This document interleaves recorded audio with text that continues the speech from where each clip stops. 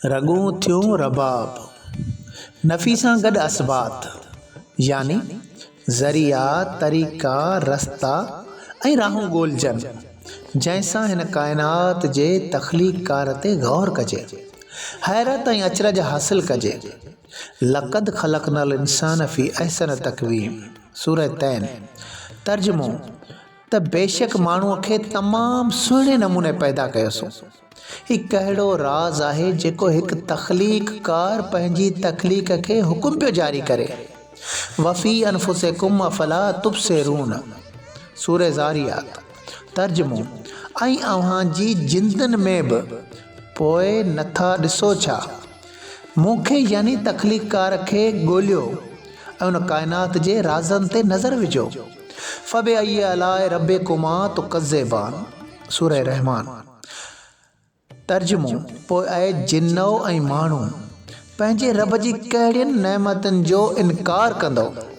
हिननि गुझारतनि खे सम्झ, कूड़ ऐं सच खे सुञाण।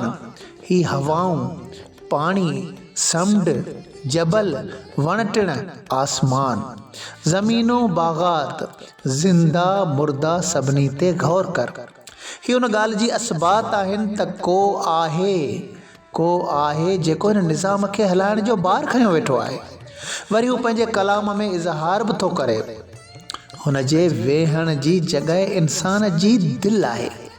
दिलि इंसान जो मरकज़ी जिस्म आहे, जितां रत सप्लाई थियण खां वठी दिमाग़ जे कंट्रोल सिस्टम खे क़ाइमु रखण जो राब्ता घर आहे। उहो राब्ता घर ई आमाजगाह आहे उन तख़लीक़कार जी। वलिल्लाहि मा फ़िस समावाति व मा फ़िल अर्द व कान अल्लाहु बिकुल्लि शैइन मुहीता, सूरह निसा। तर्जुमो जेकी आसमाननि में आहे ऐं जेकी ज़मीननि में आहे सो अल्लाह जो आहे, ऐं अल्लाह सभु कंहिं शइ ते घेरो कंदड़ आहे। पोइ छो न हुन सां राब्ते में अचिजे जेको चवे थो आउं शइ रग खां वेझो आहियां। पोइ ही दुनियावी वेछा छाजे लाइ? ही असबात हिकु नातो जोड़े थो। इब्ने अरबी चवे थो फ़तूहाते मक्की में तक़रीबन 8 सदियूं अॻु में त हवा में उॾामी ऐं पाणी ते तरी कीअं थो सघिजे सिवाइ कंहिं औज़ार जे। उन वक़्तु हज़रत ख़िज़र अलैहिस्सलाम खे तरंदे ऐं उॾरंदे ॾिठो वियो ऐं तफ़सीली तरह रिहाण बि कई वई। अहिड़ियूं कचहरियूं 3 दफ़ा कयूं ऐं ही शहर चवंदे ॿुधो। दोस्त मोहबत खे रोके रखियो आहे ऐं ख़ुशी करे थो उन जी मोहबत में, जंहिं हवा खे मुसख़िर कयो आहे। हवालो फ़तूहाते मकिया, जिल्द पहिरीं, सुफ़ो नंबर 186। इहे सभु राज़ ऐं न्याज़ ज़िक्र नफ़ी असबात जा ख़ुलासा आहिनि। अहिड़ी का तेज़ रोशनी हथ कजे।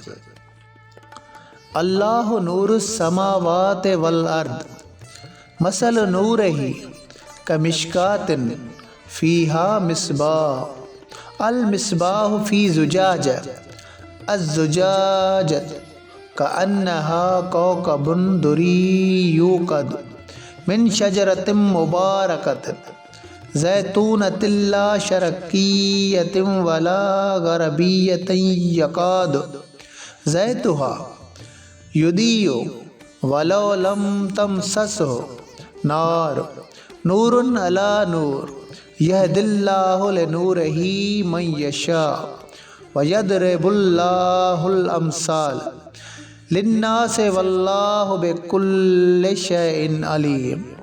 तर्जुमो अल्लाह आसमाननि ऐं ज़मीननि खे रोशन कंदड़ आहे। संदसि नूर जो मिसाल उन जारे वांगुरु आहे जंहिंमें ॾीओ हुजे। ॾीओ कंदील में हुजे, उहो कंदील ॼणक चमकंदड़ सितारो आहे जो उन बरकत वारे ज़ैतून जे वण जे तेल मां ॿारिजे, जो न की ओभर ऐं न की ओलह ॼमंदो आहे। संदसि तेल जेतोणीकि बाहि न पहुती हुजेसि त बि सोझिरे करण खे वेझो आहे। नूर त नूर आहे। अल्लाह जंहिंखे घुरंदो आहे तंहिंखे पंहिंजे नूर सां सिधो रस्तो ॾेखारींदो आहे। ऐं अल्लाह माण्हुनि लाइ मिसाल बयानु कंदो आहे ऐं अल्लाह सभु कंहिं शइ खे ॼाणंदड़ आहे। सूरह नूर 35 नंबर।